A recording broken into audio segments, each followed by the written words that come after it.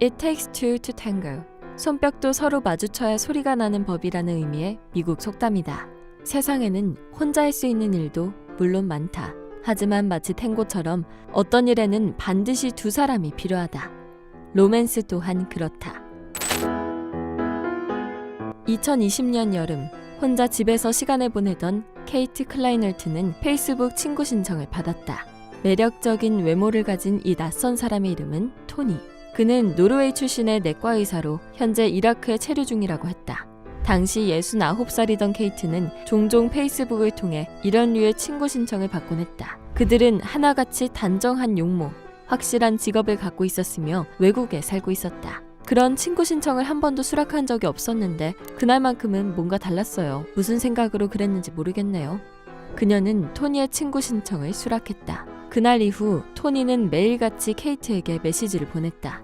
자신의 셀피, 그리고 백혈병으로 떠나보낸 아내 이야기 등 자신의 이야기를 공유했다. 오래 지나지 않아 토니는 케이트를 향한 사랑을 고백하며 앞으로 함께 살 수 있는 집을 알아봐달라는 부탁을 하기에 이르렀다. 그리고 그 이후 토니는 여러 가지 긴급한 사정 때문에 케이트에게 송금을 부탁해왔다. 그리고 마침내 두 사람이 만나기로 한 날이 되었다. 그러나 도착 시간이 한참 지났는데도 토니는 공항에 아무 말 없이 나타나지 않았다. 대신 케이트는 토니의 변호사라는 사람으로부터 한 통의 전화를 받았다. 그는 토니가 공항에서 어떠한 법적 문제에 휘말렸고 보석금이 필요하다고 말했다. 그날 이후 며칠간 토니와 그의 변호사로부터 전화가 빗발쳤는데 요는 케이트에게 차를 팔고 생명보험을 해지하고 집을 담보로 대출을 받고 친척에게 돈을 빌려 현금을 마련해달라는 것이었다. 케이트는 비로소 의심하기 시작했다. 구금되어 있을 토니가 어떻게 그렇게 전화를 많이 걸 수 있었을까? 모든 게 거짓이었다는 걸 깨달은 건 이미 그녀의 사별한 남편의 생명보험금, 자신의 연금 등을 합쳐 4만 달러가량을 송금한 뒤였다. 미국 연방거래위원회의 발표에 따르면 지난 2022년 7만여 명의 미국인이 로맨스 스캠 피해를 당했고 총 13억 달러를 갈취당했다. 이는 2021년 5억 4,700만 달러보다 무려 138% 증가한 수치이며 지난 5년간의 추이에 비추어 볼 때 가장 큰 폭의 증가세다. 사기꾼들이 피해자에게 접근하는 가장 흔한 방식은 인스타그램 그리고 페이스북을 통해서였다. 국내의 경우 미국에 비교하면 그 건수가 많지는 않지만 꾸준히 증가하는 추세다.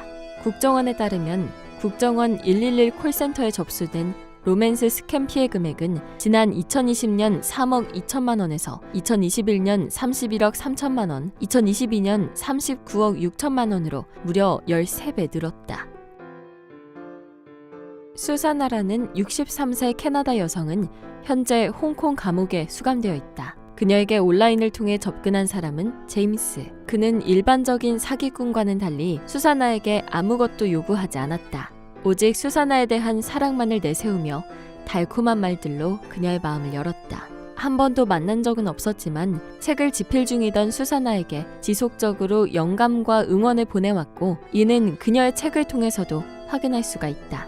이렇게 1년여간 관계를 이어가면서도 어떤 금전적 요구도 하지 않는 제임스를 그녀는 완전히 신뢰하고 사랑했다. 2022년 여름, 수사나는 갑작스럽게 뜬금없는 목적지로 여행을 떠났다. 목적지는 에티오피아였으며 비행기 티켓을 포함한 체류 비용 일체를 제임스가 지불했을 것으로 추정된다.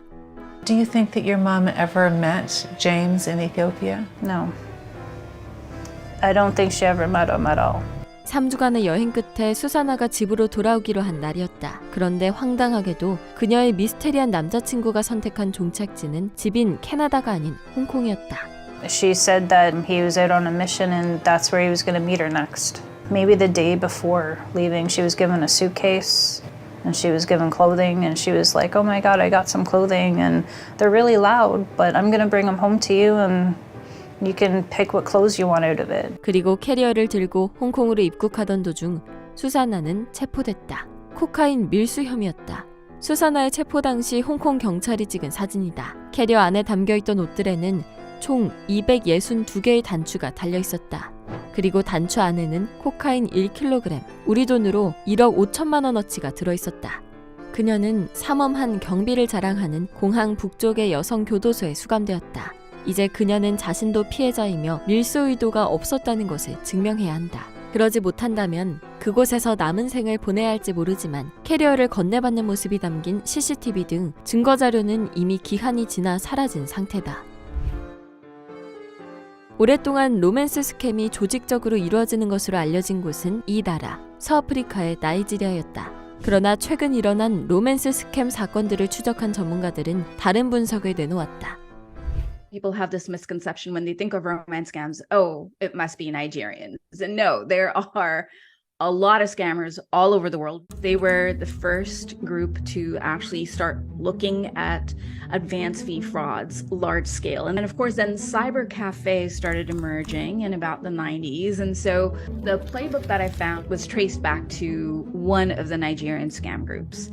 And it was fascinating. What to say, what not to say, when to say it, what songs do you want to dedicate to the person that you're speaking with?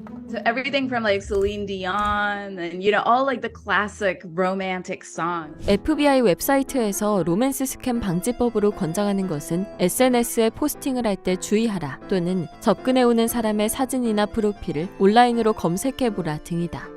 전문가들은 소셜 네트워크 플랫폼들의 적극적인 개입을 촉구하기도 한다.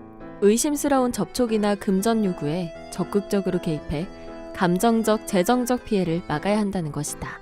현재는 중장년층의 피해가 부각되고 있으나 향후에는 피해 연령대가 점차 확대될 것이라는 예측도 나온다.